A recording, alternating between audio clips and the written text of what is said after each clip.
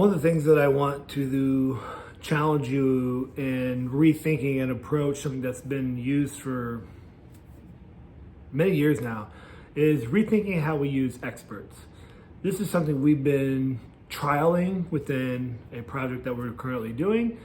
And what I mean by that is typically if we were to bring in an expert into the classroom, whether that's in person or whether that is over video conversation, whatever platform you use. Typically what happens is there is a speaker, they introduce themselves, and then they give kind of a typical talk that maybe they give to lots of people. And in the end, maybe students ask some questions that have been pre-designed ahead of class to look prepared. And not that there's nothing wrong with that. That's what I've done for a long time in my own education. But what I want you to think about is, in this day and age, especially when everything had to move online very quickly for 2 years, and even more so now with this emerging technology, most experts have either a website, a social media presence, a book, they write articles, they already have probably recorded talks on YouTube or other platforms that we could use as a playlist, a collection of resources to capture their main ideas. And so then when you get the opportunity to work with an expert or experts, what if we change the approach? This is one of the things that we've been doing well in testing out and finding great success. It becomes a win-win, not only for students, not only for teachers, but also the experts themselves. Engaging in conversation.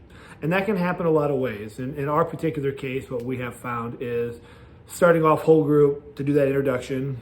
Who are they? What do they do? Why are we talking with them? Maybe just some upfront questions.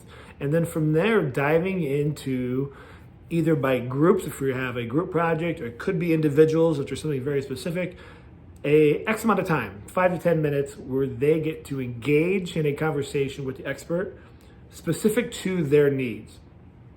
So in the case of our NASA project, we have done that with Stephen Smith from NASA, where each team got 10 minutes with him to ask him specific questions about their solution to the problem they have identified, giving them an opportunity to gain some insight from someone who knows and does this work for a living. We're going to be doing it again in some other opportunities to get feedback on our story design and how do we tell a story, how do we paint our learning journey.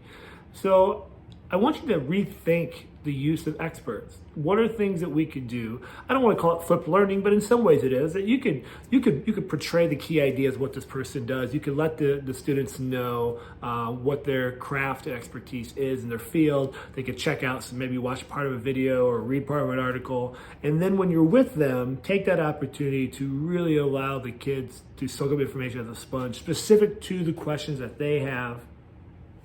And it's not just a lecture or whole group approach. It's a dedicated time with those people.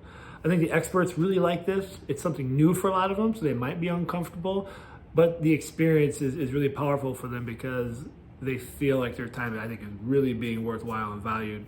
The students really love that kind of one-on-one or small group to one approach. And as educators, you can kind of sit there and just capture how they interact with students, how they kind of guide new thinking and learning, how they kind of pose questions. And so then we can even learn ourselves to take some of those skills and apply it back into our own practice. So that's it. I want to challenge you to rethink how we use experts in our classrooms beyond the 4 cement walls. As always, take care. Peace.